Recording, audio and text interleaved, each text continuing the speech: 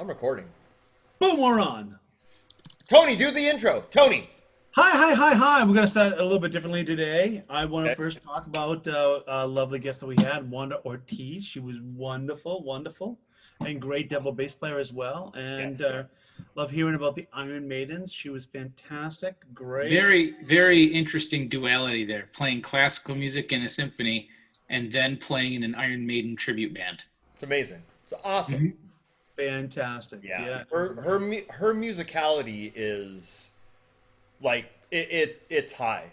It's ridiculous. She is just a gifted musician. We haven't had that much double bass conversation on the Big Bottom. Yeah. So it's really good to hear about that and hearing another perspective, so which is great. Yeah. It's definitely not my forte. I know you guys play more upright than I do, so Mhm. that's Yeah. It was fantastic. I loved hearing I love that she has a 5-string double bass. Oh man, those are great. Yeah. Those are still getting a lot of crap though from the purists in the orchestra that would rather have C put extension. a C extension on it, but she was very practical about it, saying that's it's too much here to raise Yeah. up, so I just bought a 5-string instead. Yeah, well, and she brought up the size. I mean, she's petite, so Mhm. smaller players definitely will have. I mean, you have to get the size appropriate bass for one, but then if you're Right. petite and you get a C extension, it just becomes this monster, this thing. So the 5-string is more practical, but at the same time, you're sacrificing some tone also, whatever that may be. You've got a bigger body, bigger thing. It's not going to speak as fast. So Yep. it was a really give and take. give and take. Really interesting. And I love how she didn't think she was going to be nerdy enough.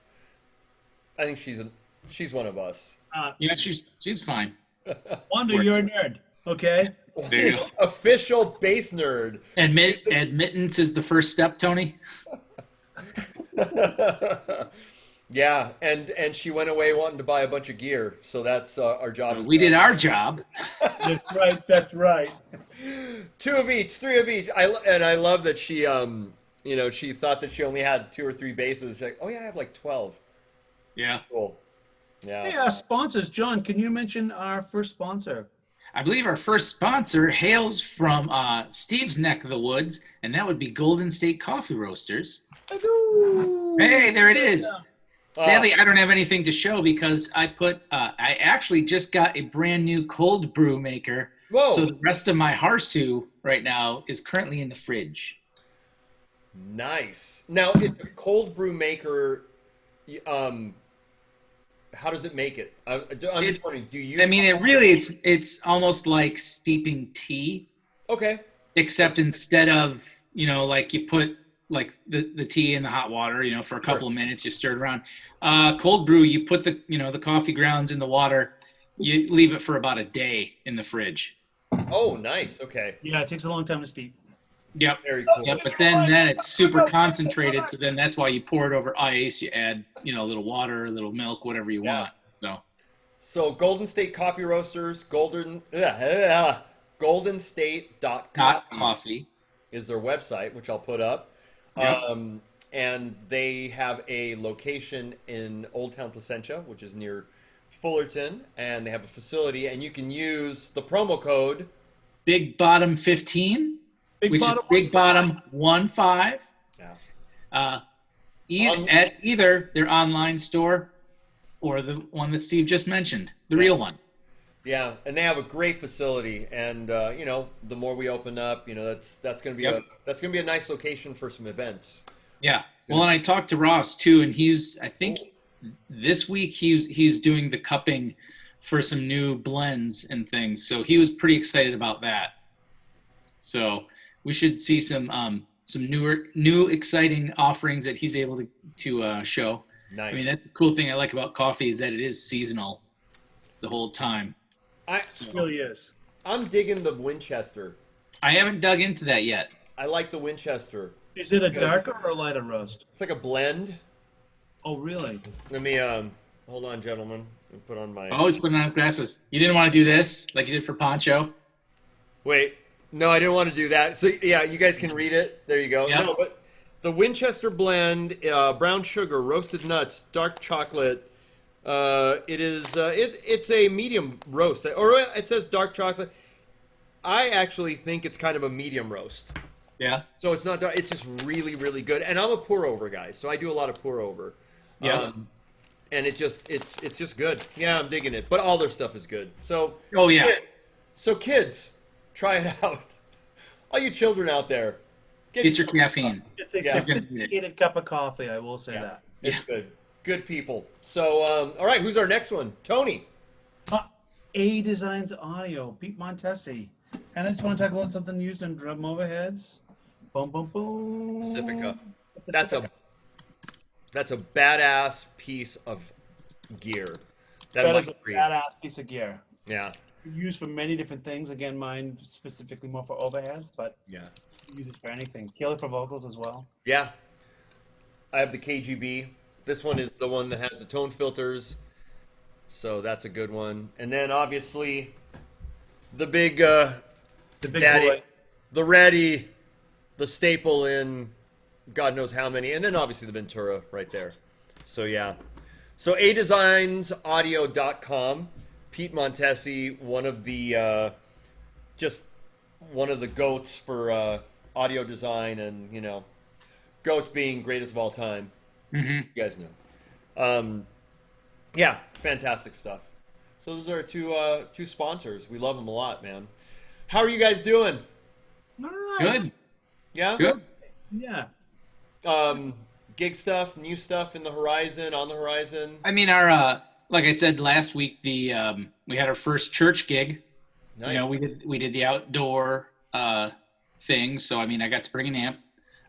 Big shout out to Jim and Holly Bergantino and Lee Pressgrave for letting me borrow one of the B amps, and that thing just, I mean, it kills at home, but Yeah.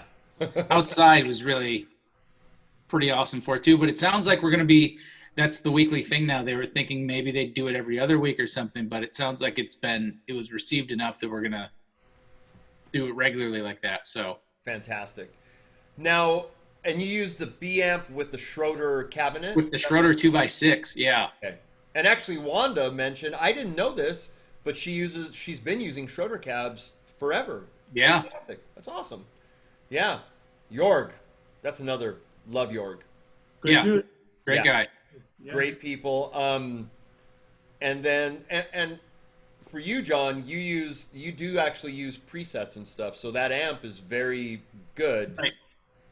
Yeah, because I mean, I have a bunch of different basses that are very different. So to have presets that I can dial in specifically for something and then call it back up, Okay. it's super cool.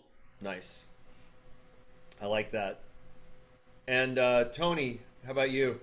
So I've got a show in October, but it was just recently canceled, postponed. Sorry, man. Well, it happens, but some things in the works. I'm not really complaining. I mean, I've done my fair share of gigging in the past decade, so Sure. Right. as much as I miss it, kind of enjoying the break in some regards. So, Yeah. I know I'll come back strong. So Yeah. Well, Dig Battery has new material coming out. You guys are working Yeah, on Joe and I have been writing. We've been writing right here in this room. Beautiful. Nice. We've got some new pieces, and we always have some funky names for our tunes, We just wrote this piece called the Jabberwocky, it's very Japanese, kind of, it's very, groove orientated and fast shuffly type of thing. Yeah, man, we're happy. We're just, we're working on a new website actually, so Oh, very cool. that's the other thing. We are preparing for when the gates open. Cool. Yep. Yeah, it was an interesting thing with Wanda, with them having the material, and I'm sure any artist that has any new material is really wondering what the right move is to do, whether to release it now or release it once the floodgates open, COVID, post-COVID. So, there's, I don't think there's a right answer. I think the right answer is, how do you want to address your personal audience? True. Yeah. Yeah. Yeah. Well, and I think the Iron Maidens have such a, I mean, they've got a huge following. They're huge. Right. I mean, I think, you know, I don't know. I think either way would be good. Right now, they'll get a lot of people listening. I would, you know. So I'm listening to a lot of new stuff. They do the Maiden thing very well. Oh, man. They're talented. Talented as they're ridiculous. Yeah. I mean, to play, Steve Harris is like one of the reasons that I play. Steve Harris and Getty. Those are the two reasons, you know, and Yeah, that's those are mine too in the beginning too. right? And Back any, mine too as well. yeah, for anybody to play Harris, that's a hefty one, man. And man, she kicks its ass. She does so well. So, yeah. Enjoy the little talk we had with her. Yes. So warning to any of the like heavy metal fans that might check it out. You know, expecting Rhonda to talk so much about the Iron Maidens. There's a lot of classical based talk as well. So warning. Yeah. But you classical fans will also dig it as Yeah. as well. So We loved it. She's awesome. Yeah, it was She's one of great. us. Yeah. Also, we have a webpage, bigbottompodcast.com. Yeah, it's in the you can find us works. on Facebook right now, Big Bottom Podcast. We're on Facebook. The webpage is in the works. We're kind of putting it together. We're going to have bios, blah, blah, blah, socials. But right now, at least you can go there, and everything is on there. Obviously, we're on YouTube. Yeah. And we have a Patreon page also. That's so if you want to help us out. Support the cause. Support the cause. Yeah. So, Helps the wheel keep moving. yeah. But anyways, boys, yeah, we're having a blast, and Wanda, yeah, everybody just enjoy it, and glad you guys are all good and safe. Absolutely. Awesome. All right, Big Bottom Podcast with Wanda. This is going to be episode 15. 15. What? 15. 15. I never thought. 15. We're starting driver's ed. Exactly. Yeah. So, all right, guys. I'll start signing off. Steve Araujo. Tony Puleo. John Moody. Big Bottom Podcast. Enjoy Wanda Ortiz, and we'll talk to you guys soon. We'll see you guys. See ya. Bye. We are recording. Oh my We're God. recording?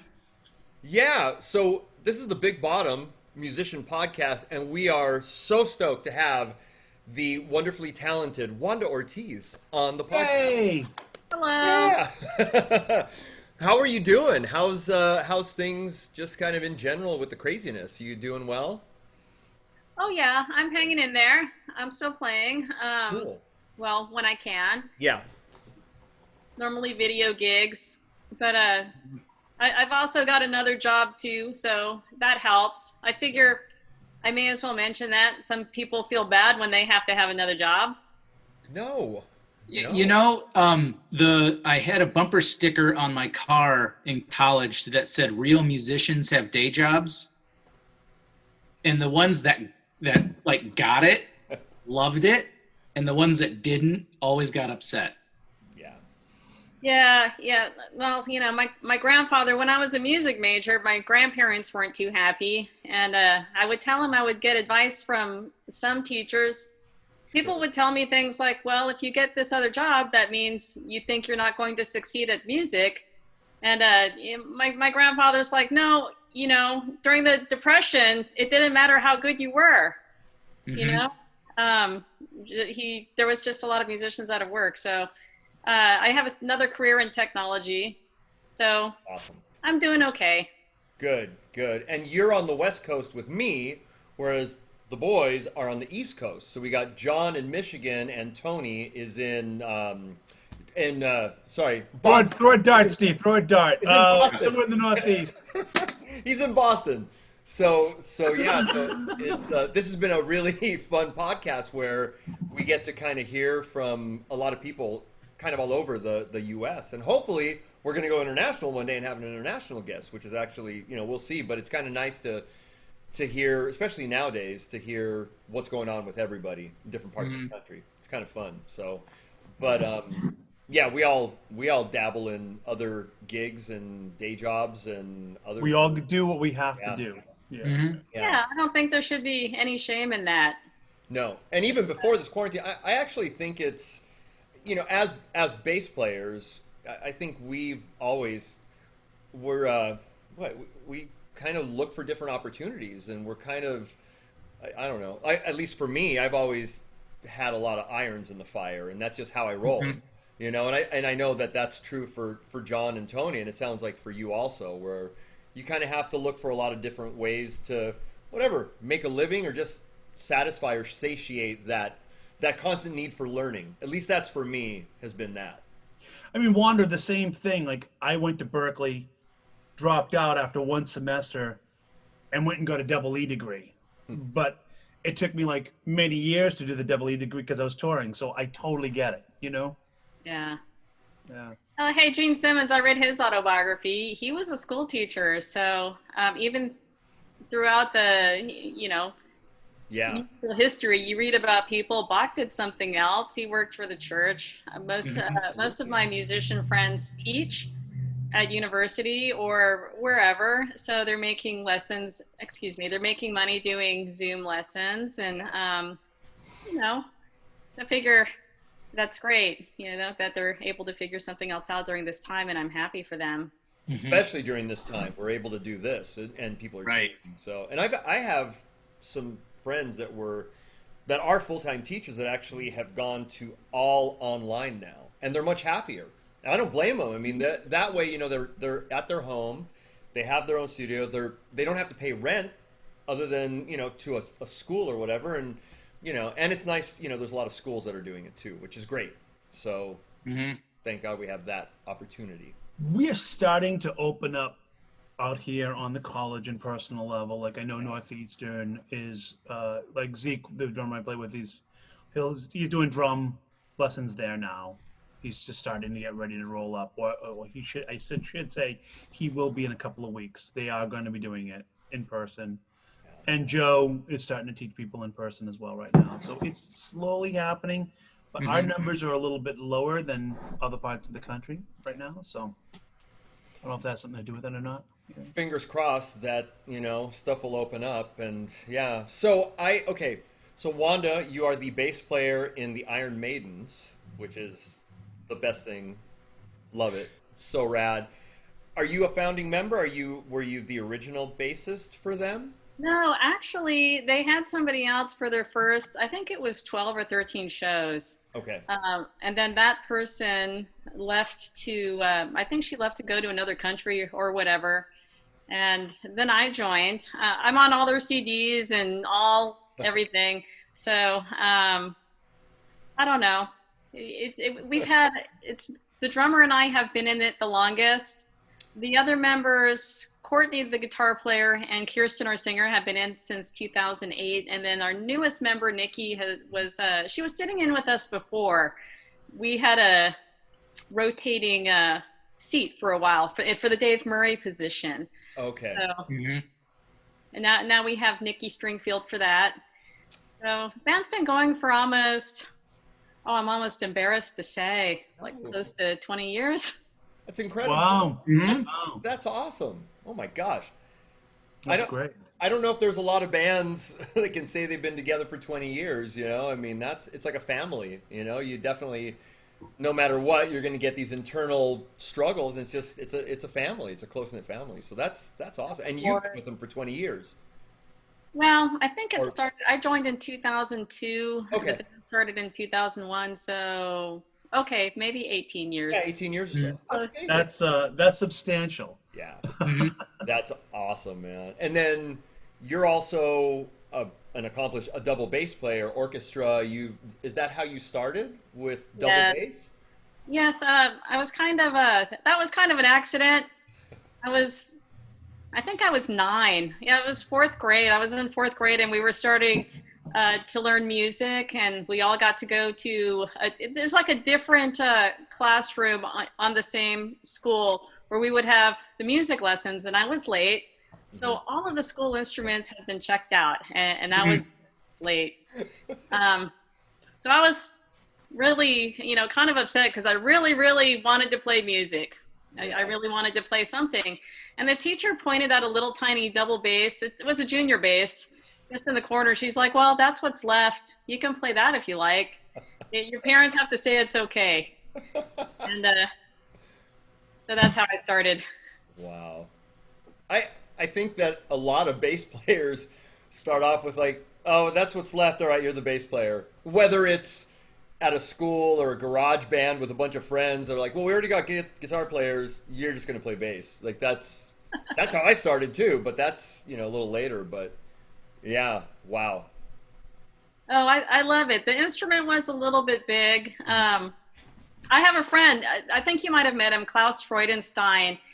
He was on the board for International Society of Bassists, and he developed these little basses for small people. Mm-hmm. So I wish those were around. Oh, wow. Are like a cello size for younger? Oh, okay. They're proportioned like a bass, Mm-hmm. but they're the size of a cello. So a 5-year-old can play it now, or a 7-year-old can play it now. Yeah, he's on Facebook, and then you can get more information on. Well, if you can, his name's it's Freudenstein, and then International Society of Bassists. You can probably find out about that. That's isbworldoffice.com. Yeah. And that's also a good website for bass players to check if you're looking for resources for teaching online, finding a bass community. Well, in addition to the bass hang and Yeah. Now, and you've been part of the ISB for a while. Are you on the board, or I know you're part of that, right? I'm on the advisory board. Yes.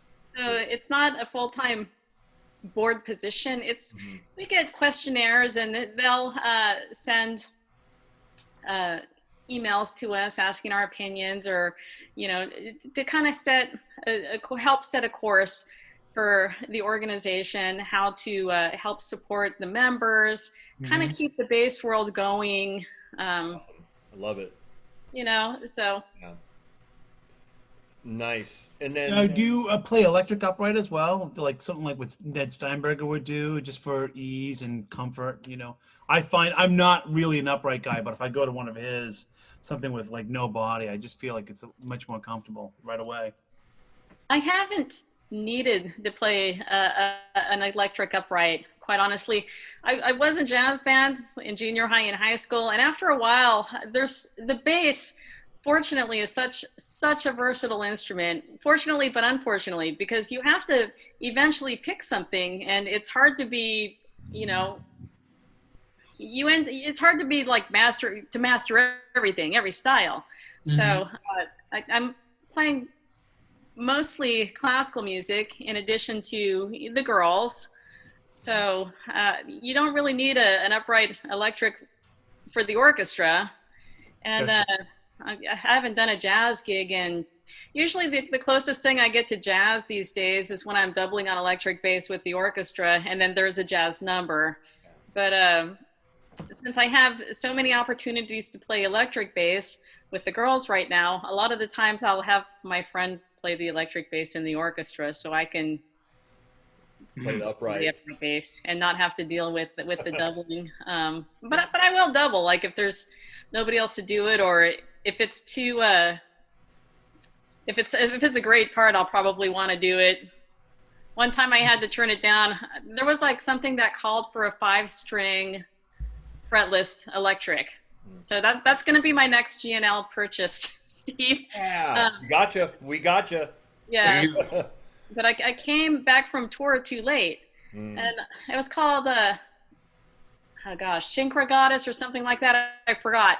And the music, it was a pretty rock and bass part, and I really wanted to play it, but I only had a week to put it together, and I didn't have a 5-string fretless electric. So do you know Carlos Rivera? Like, sounds so familiar.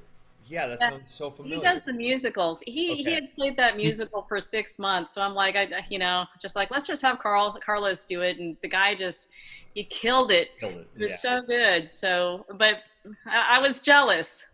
We'll build one up. Or again, we're on the West Coast, so you can borrow, like I said, anything I have, you're more than welcome to. So ping me. So Wanda, what are you playing for GNLs? Tell us about what you're using in the GNL family. I mostly play the SB2s. I took the SB2 off of the headstock because, I don't know, I kind of like a more austere, cleaner look. Sure. So it just says G&L on all my headstocks. I've got the JB2. I've got an L2500.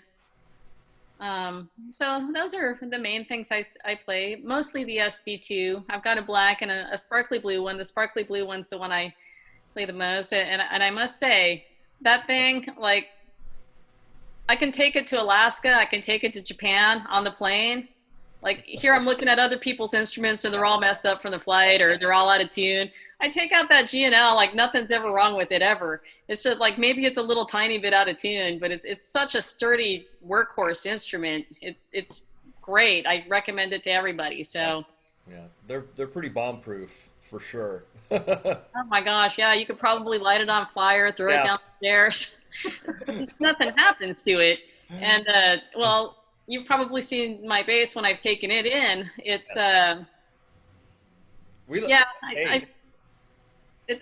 haven't been that gentle with it, mostly because of the airlines and etc. So I like a bass that's been played. That's what they're there for. I mean, you know, I like that. We like that. I love seeing an instrument that comes in that's like, all right, this is being used like it should be used. It's for it.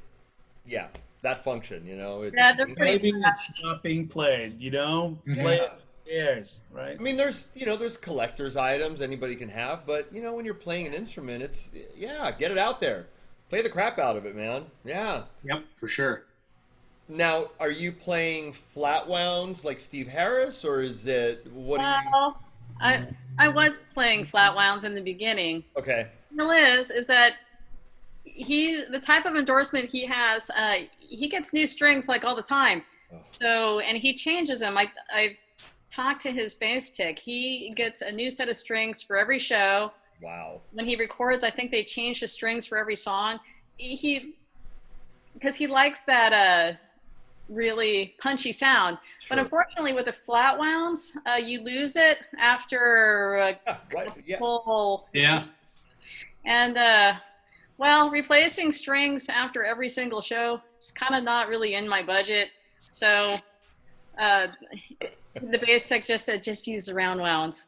It's great. The only difference is when you do a gliss, you get the da-da-da-da-da, you know, with the round wound, where you won't get that with the flat wounds. But there's not really very many instances in that music where I have to do a gliss. So, you know, I'll lift up my hand a lot more so I don't get that. But it's better for the budget there. Yeah, and he's a rotosound guy. Yeah, he uses like a heavy set too. 110 or something. He uses the jazz strings. I think they're just the same thing as the flat wounds, the jazz strings, but you know, just put the blue thread on there. They're very heavy strings. I like them, but I just can't afford to change them after every single show. So I'll put them on for a special show, like if we're getting videotaped. Sure. So. A little more authentic. Yeah, but you guys sound. Honestly, if people have not, just Google the Iron Maidens or Iron Maidens YouTube. It's mind blowing, just incredible. All right, Steve. Yes. I got it up. Oh, got it. Okay. John Moody is our fact checker. He checks. Well, I have a second screen. Oh, see how you are. I need to get. Yeah. Dude, once you use two screens, going to one is just it's not right. I know. So yeah, Steve's set is 50, 75, 95, and a 110. Wow. Oof. So I mean, like that A string's a beast. And then, oh, interesting, it's a Monell flat wound, so it's actually a pure nickel flat wire. Oh, interesting. That's wound on it. Yeah. So that might be they just kind of they lose their life quick. They're like, yeah, they're. That would probably. I mean, and it's got a darker sound to begin with. Interesting. So yeah, it would definitely lose that punch on it pretty quick. That reminds me of the gauge of the Jamerson. The James Jamerson strings are like super heavy, like a 110 on the E, which but I don't mind the heavy gauge. I mean, I got the upright bass strings. Yeah, you're used to that, so. So. You're used to the real thing, man. That's nothing can. That's just an incredible instrument. Oh, I love it. Are you French or German bow? French bow. French bow. All right. Nice. Nice. Sean. But I have two French bows. I mean, I have a German for I usually tell people that's like the power for like bigger pieces, and then French I usually get for more nuance. It depends on your size too. I had a German bow before, but I had a private teacher switch me to the French because I'm not very tall. So when I would, my arms aren't very long, so I could get a lot more. I could do a lot more with the French bow and play more cleanly and quicker with the French bow than I could with the German. I know what you're saying about the power because you can really get in there. You're right. A different muscle to pull it. Yep. Where did you study in double bass? Like when you know, who did you study with, and what school and all that stuff? Oh, well, my first teacher was Cynthia Indris. I was in elementary school, and then I had a private teacher named Kim Brensick, and she was really great. I was 10 or something. I don't know whatever happened to Kim. I got to look her up. Then high school, I kind of got bummed out about the bass for a little bit, and I remember taking a break from it, and you guys are going to make fun of me, but I played the viola for a year. So any other instrument, you picked viola. Yeah. Well, then I went to college. I decided to get back into the bass. You know, I was playing electric bass when I was doing the viola. Electric bass, I didn't really have any lessons. Well, John Schneiderman, he would show me a couple things. He was at UCI. I got my undergraduate degree in music at UCI and studied with Andre Balmer, who studied the Juilliard School. I've had master classes with David Walter, and anytime there was a master class, I would always try to go. I went to a master class with Francois Rabat. Oh, yeah. And, Okay. and he told me my bass sucked. Oh. I was really sad. Wow. I'm like, well, they're expensive. He's like, well, do you want to play or not? And I did have kind of I had a Czechoslovakian bass that was too big for me, so I traded it at World of Strings. I don't know if you remember that place in Long Beach. Oh, yeah, absolutely. And I got this cute little Romanian red bass that I've named Little Guy. And then I was going to get a extension on it. And then I decided I'm too short for the extension. I couldn't play it comfortably because there's a reach. Sure. So I went with a 5-string, which is behind me. Oh, that's awesome. Neat. I got that too. And I've named that one Big Guy. So. That's rad. There's something about bowing a low B string that's just there's nothing like it. It's really just great. Oh, we all look forward to it. Even if it's like a high C, if it's like the end of the piece, I think a lot of us get tempted to play the low C. Like I'll just drop the octave. Why not? That's cool. And then, did it take a while? Did you play 5-string electric more or 5-string double bass more? I play the 5-string double bass more. Excuse me. Because a lot of the repertoire calls for the low C. Oh, okay. Sometimes if it's a bunch of pieces that don't require the low C, or there's other bass players in the orchestra that I know have an extension, I'll bring the Little Guy. Cool. Because the Little Guy has a little bit, it's got a sweeter sound and it's easier to maneuver around. The 5-string's kind of it's kind of a doghouse. It's I get around it. I had them build it to my specs. What kind of bass is that one?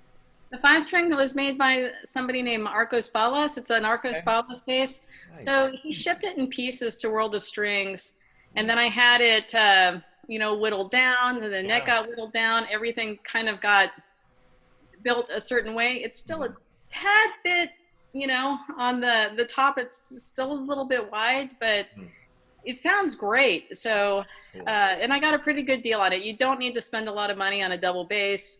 They have great deals in Eastern Europe. Everybody that plays that loves that bass.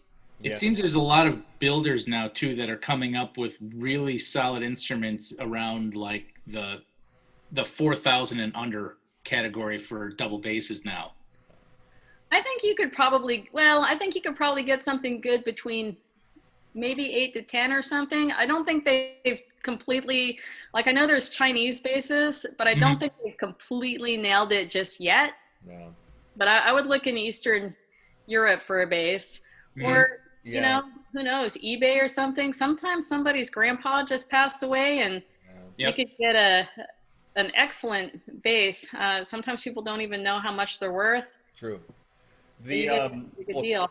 Yeah, well, Kolstein brings in a lot of basses from Eastern Europe, like Romania and stuff, and they'll do the whole Kolstein thing. They'll put the bridge, and you know, for $5,000 or $4,000, you get a solid carved instrument that is actually good and decent, you know, and depends on how you set it up, obviously, whether you're orchestral or pits or whatever. You can, you know, they make great basses.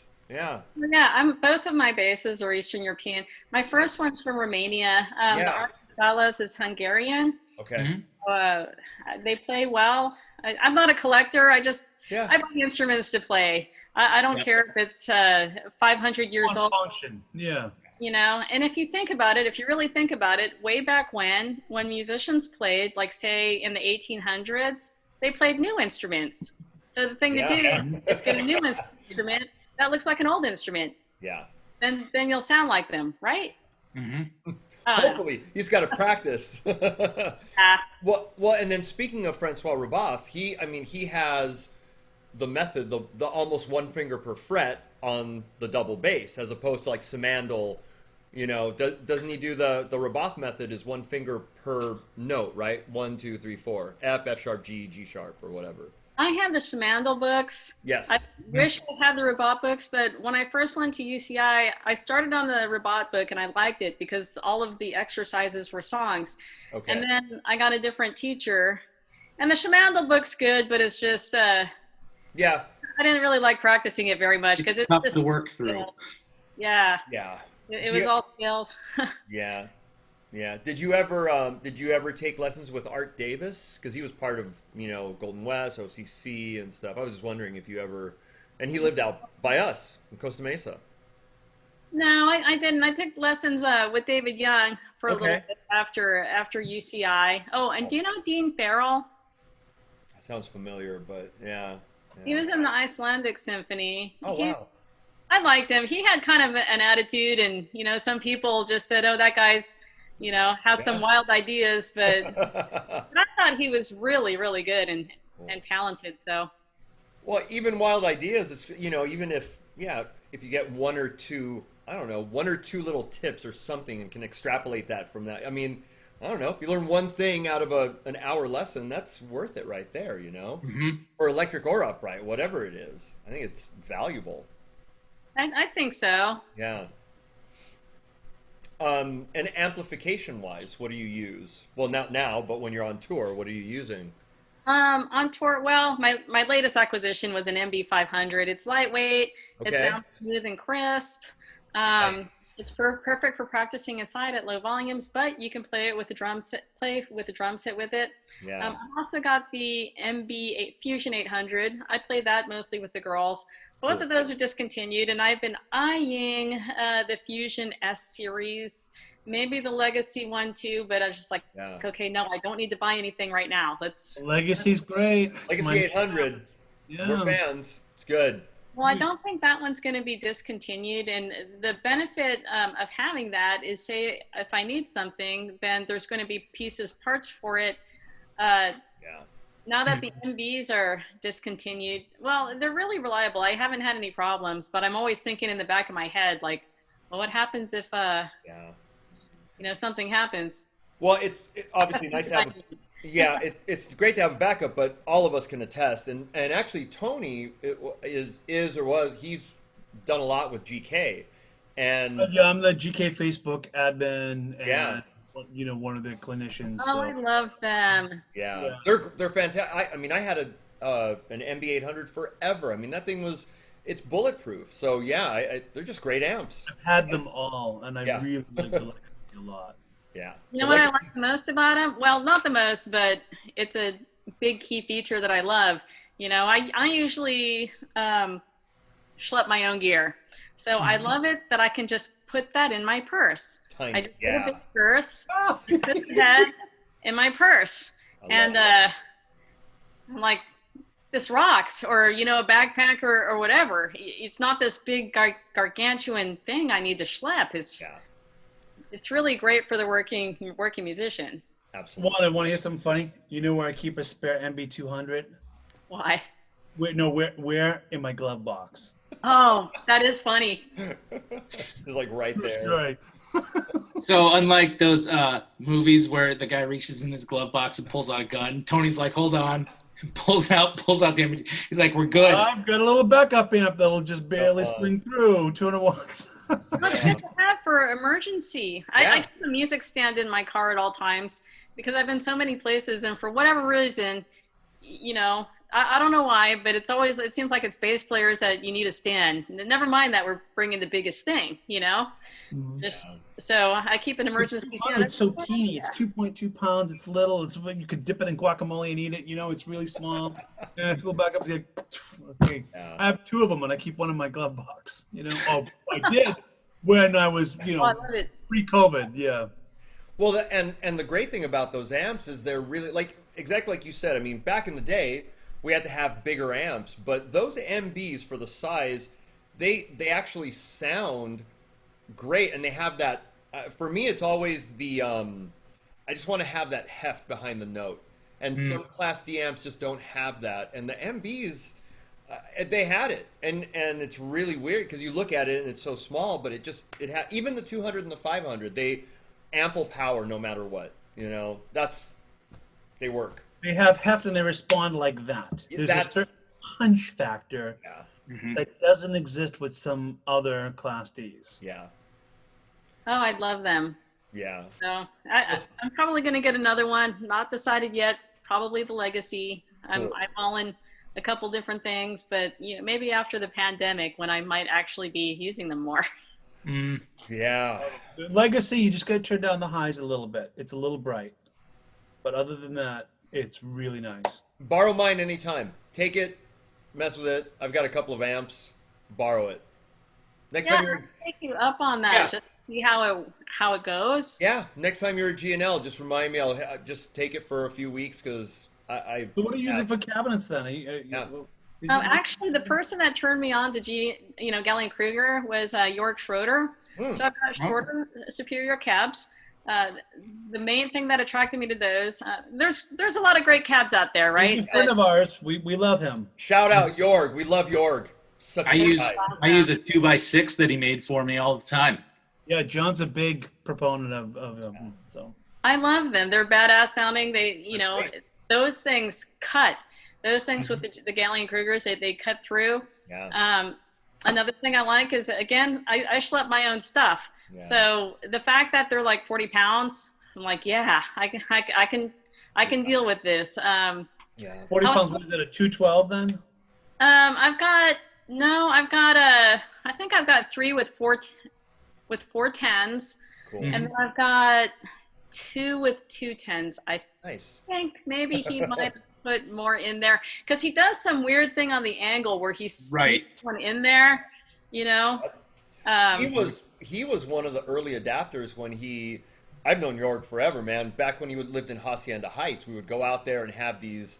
This is pre-bass hang. We would have these SoCal get-togethers, SoCal GTG bass get-togethers, and we'd go to his place and just geek out. And he would bring his cabs, and this is when he was making he would make his 1212, which was that concept, the front-facing, and then the in, and then he would do it with 10s, and then he started expanding, and we all know he's. Yeah, I wanted to get one of his 1210s, dude, that he had like that because that thing was just a monster. Yeah, I'm embarrassed, but maybe I have the 12s. I just haven't looked at it for so long. His 12s don't sound like anybody else's because the attack is like that. And so much bottom end. I mean, he just really nailed that. And he was one of the early guys that started. Well, there were people using neodymium, but he started using these neodymium like I'm trying to think, Fatal drivers and Italian drivers, where he didn't skimp on the price. I mean, he just wanted to make really great sounding, girthy cabs that were light. So his stuff, he's great, man. That's awesome. We love Jorg. Yes, we're a fan. Yeah. Me too. Yeah, he's good. But People. Wanda, you're not that geeky. You don't know what size speakers you have, so you're losing your geek hat. Yeah, I'm losing my geekiness here. I thought it was the 10s he put in there, but I think it might be the 12s. I bought them a long time ago, Sure. you know? Mhm. So I think Yeah. yeah, it's been a while. That's there's a few things, all of us buy and sell gear, and we nerd out. There's always the next thing, but that's one of the calves that I'm bummed about, is that I had one of the original 1212s from way back in the day, and I'm bummed I don't have that anymore. I wish I had that cab, but what can you do? Oh, Oh Mhm. well. no. Oh well. So, Wanda, are you doing any recording? Do you do recording at home? Do you do any sessions and stuff? No. Okay. I take that back. You know, if I get a call, I'll do one. I did a recording with one of my friends, Kristen Lawrence. She went to Brigham University, I think Okay. Brigham Young, and she studies Halloween. So she travels the world and she studies all everybody's Halloween culture. So she made a Halloween Oh. CD. So I did that. I do have some recordings out. Have you heard of? Well, some people haven't heard of it because it's a really old band, but you guys probably have. Have you guys heard of Uriah Heep? Of course. Oh yeah. Of course. Yeah, I used to be in a band called Heartache City, and then Oh wow. so I have a CD out with one of their old singers, Steve Fontaine. Except I think they called him Steph Fontaine. Okay. It sounds totally 80s, and Love it. That's great.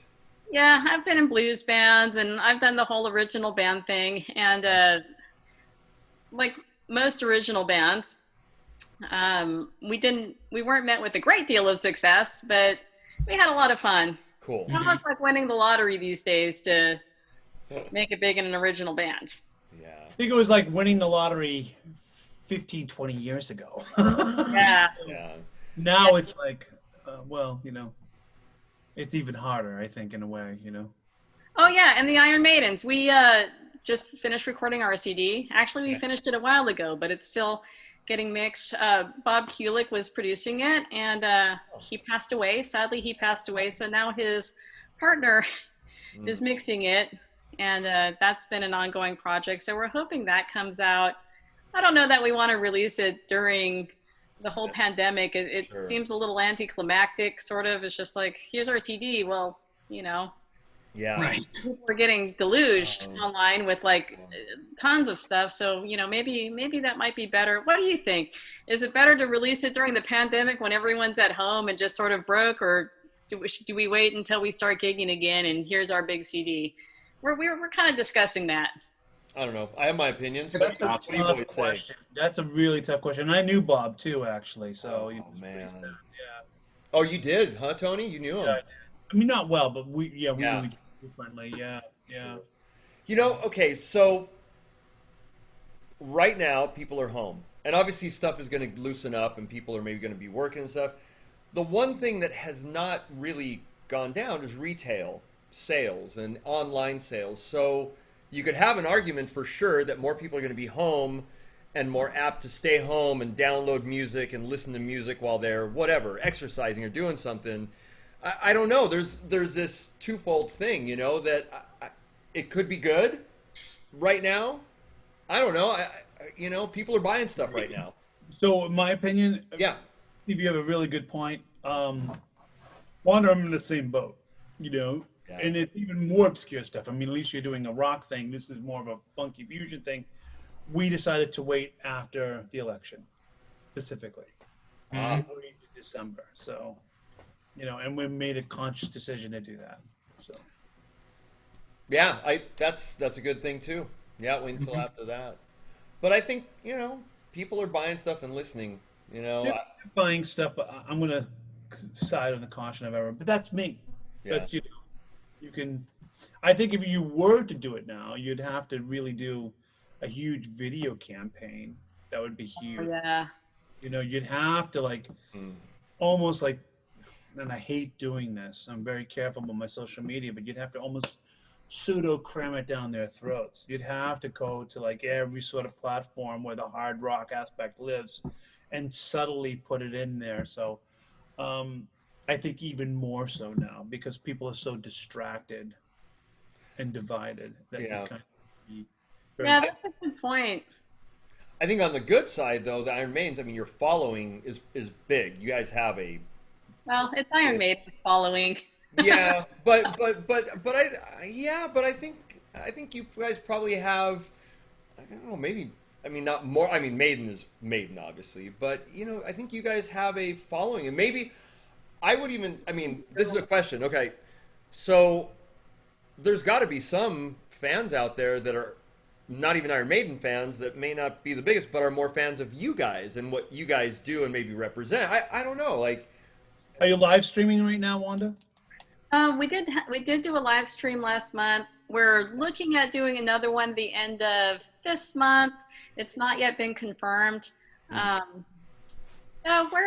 trying to come up with different ideas. We don't live all close to each other, so it's not convenient for us all to get together. Plus, we're not in each other's isolation bubbles either. Mhm. Yeah. And some people want to visit their parents who are older, or I wore a mask for our last live stream because there were people in the room that were recording us, and there were just people in the room who I knew were immunocompromised. So I'm like, well, you know what? If they get sick, it's not going to be from me. So I wore a mask the whole time. I'll probably wear a mask next time because, again, I know that there's going to be people coming for the next one that are immunocompromised. Yeah. So I just figure, I don't know. Is there any right way to do anything? You wear a mask, people get mad. You don't wear a mask, people get mad. So I'm just like, well, I want to make sure this other person doesn't get sick. Right. You know? I like it. And if they do, then I can feel good that it wasn't from me. Yeah. Yep. Absolutely. I think that's the intelligent way to do it. That's smart. It's the conscientious way to do it. Yeah. Right? You really think about other humans, right? Yeah. Yeah, it's not comfortable. I have a lot more respect for bands like Slipknot and Kiss after that show. Just like the whole ordeal of 5 hours wearing a mask. And I put down sunglasses. I put on, sunglasses as well because sometimes the singer, I have to give her a break on the mask because Sure. Yeah. the lead vocalist, I think it's harder to sing when you're wearing the mask. Yeah. In video type live stream situation where there's only the 5 of us and she's out front.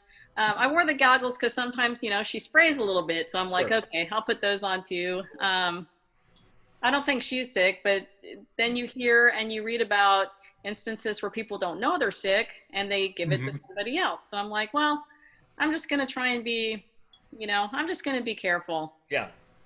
I sing backups too. You can sing backup vocals perfectly fine with a mask. Cool. Yeah. Yeah. Totally works. I get the lead vocal part because it's the whole show, and then it might sound a little bit muffled, but backing vocals are always supposed to be in the background anyway, and I think it sounded fine. It's perfectly fine. Yeah. And I'm sure that people watch, they understand. They get it, Somebody wrote no mask, and then somebody else jumped to my defense, and Right. yeah, I think it should be, You could all do the clinic testing thing too if you wanted to. You could all do clinic testing within 72 hours and see if you guys are all right, Yeah. Like they do the MMA fights. Everyone's tested. Right? Everyone's tested. Yeah. I don't think anyone in the band has it, but Yeah. you just don't know. And Yeah. now, at least if I wear the mask, I know that I didn't give anybody anything, or I'm least sure. likely to compared to There you people not wearing the mask. Yeah. My suggestion is if you do release it sooner during this whole madness, just pimp the hell out of it. You know what I mean? Yeah, that's let the a people given. really know what it is. Yeah, But then I see the movie theaters. Like, do you notice that there's hardly any cool movies coming out right now? Like, you go on Netflix or Fandango now, and like all the cool movies that were supposed to come out, they just keep delaying them or pushing them, and then you kind of see like more of the B movies coming out. So, like, well, how come they're waiting on the good stuff? They're waiting. I have actor friends collecting unemployment. Yeah. Yeah. Yeah, they're waiting until the floodgates open, and then it's like, yeah, Blockbuster, and people can go to the theaters and sell them out and whatever. So, yeah, it's Well, weird, we do man. better with merchandise at our live shows. Oh yeah, You know, it's always better there. yeah. Mm-hmm. And as far as touring schedule, have you guys gone into 2021 already, or started? Like, what's your schedule looking like? The future of it? Well, the future is looking pretty good because all of our upcoming gigs have been postponed until 2021. Yeah. So Right, 2021 's right. starting to fill up. Our next gig was supposed to be, all our August gigs got postponed. Our next gig is September 6th in Washington, but I believe Washington is in phase 2. And the last time I went to check the venue website, I didn't see us on there. So we're wondering whether or not that's going to be postponed now. Our Australia tour we think that's going to be postponed too. Yeah. So that was the end of September. So all of our gigs that are scheduled, I mean, they're all up on our website. Slowly but surely, the promoters or the state or, if they can't do it, they can't do it. The pandemic's still there. Everybody wants to be safe. So we can't fault them for wanting to postpone. And, course, we totally understand. It's a bummer that the pandemic's here, but it is what it is. So Yeah. we just gotta do what we need to do, I guess. Yeah. I think a lot of people have their eyes on 2021. Mhm. They want to talk to. Like, okay, let's hone the skills, do this, work on that, and do what we can to get by, and then, wait till 2021. Yeah. That's kind of what I'm thinking too. Like, just, it'd be nice if this thing ended earlier, but they're saying that the vaccine won't come until maybe February of next year. And even when it is here, we're not all going to be able to get it right away. It's going to Yeah, go to the frontline workers first. It'll take months. Yeah. yeah, for sure. Yeah, the orchestras, I'm on the orchestra board. We're not even, we'd like to open up earlier, but our audiences are all older, so we need to worry about them. Yeah. That's going to be, we're looking at January, but who knows? And now we're looking at plexiglass to put around everybody. So At the front, like fronts of stages, or In Rhode Island, that's what they're doing right now. yeah. Clubs are opening in Rhode Island with plexiglass shields coming down in front of the stage, right where the monitors are. Yeah. So there's like 3 or 4 people up front. They're like 3 or 4 plexiglass shields right in front of them, right in front of the mic stands. That's interesting. Yeah, you brought up a good point about being a lead singer in a mask. I'm thinking about Corey Taylor from Slipknot. Man, that guy forever wore a mask, and it's like, oh my gosh, that's yeah. Sorry, my brain was just stuck on that for a second. It's like, I think he might have openings. Like well, yeah, it's a small little opening, but still, that's still tough, man. I couldn't do it. yeah, it wasn't comfortable at all. No, right? Oh man. Yeah. That's okay. I feel better that I wore one. It's just, Absolutely. Mhm. Absolutely. Do the right thing. Yeah. Yeah. All right. So when is the next live stream? And we'll put, like I said, I'll put all the socials. But do you guys have something planned already? Well, we are discussing. It's not 100% confirmed yet, but I think it will be. Cool. But I think we're going to do Gas Lamp in Long Beach on August 22nd. They're still working out the details. I don't know if I'm going to get in trouble for saying anything. Maybe. It's a maybe. It's Yeah. a maybe. Well, yeah. Everybody will go to the website. That they'll keep up on that because it'll be on the website, right? On your Yeah, but it's just going to be a live stream. Cool. Oh, wait. Is it going to be? I think it is going to be a live stream, and then or they might live stream it for people in the parking lot. Sure. I'm not sure how it's going to work. It's just the beginning of discussions, but just people can check our Facebook page. It'll be on there and on our website. And we've got 2 band members that, their job is social media, and Nice. they're really good at it, actually. Yeah, I see your stuff. I love it. Mhm. I've liked the page. I see the updates and all that. It's rad. So, Rhonda, before we wrap up, socials. Share your socials where people can find you online and so forth. I'll put a little link underneath. I'll put the printout. Yeah, Oh, okay. Well, the Iron Maidens have a Facebook page. If you do a search and you type in the Iron Maidens, we're going to come up. You're going to see it. There's going to be the Iron Maidens group and then the Iron Maidens official Facebook page, Okay. for the band. I'm on Facebook, well, not very much compared to, But people can find the Iron Maidens on Facebook. Yeah. Yeah. Then there's the ironmaidens.com. Cool. And if you're in California, southcoastsymphony.org. Those are pretty much that's pretty much the stuff I'm doing for right now. Cool. What little there is to be done right now. Yeah. You're making the most of it. Yeah. Mhm. Yeah, I mean, what more can you do? It's not like, and I practice on my own a lot. Sure. And, there's nothing stopping for people from playing at home and being creative at home. So Yeah. try not to get too bummed out about it. Absolutely. And you have an Instagram also, the Iron Maidens Instagram. I'll put Yeah, up. the Iron Maidens has Cool. Instagram and Twitter. Cool. I don't. No, it's all right. Yeah. I'm not really on social media as much as the others. Sure. I'm sure you That's can not find- necessarily a bad thing. Yeah, it's okay. You're not No, missing yeah. much. Well, I mean, I work a lot too, so Yeah. Mm-hmm. You mean you have a life? Wait a second. You have a life and you're not on Busy. Facebook 7 hours a day? No, it's okay. We're yeah. But we can find the Iron Maidens Instagram, so everything on the ironmaidens.com website. Yep. So. I'll find all the links. I'll yeah. hunt, We'll I'll tag hunt you it in down. that. Yeah. So Well, No. thanks so much. Yeah, this is great. this is Yeah, nice. thank you guys so much for the interview and Yeah. speaking and to speaking with me.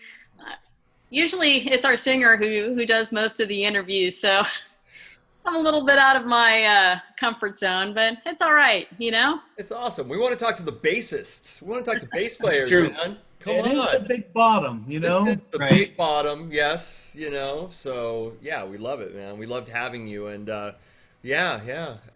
So this is the point where I actually stop recording, but we keep going because we want to talk some more crap off of the camera. So anyways, The after party, Steve.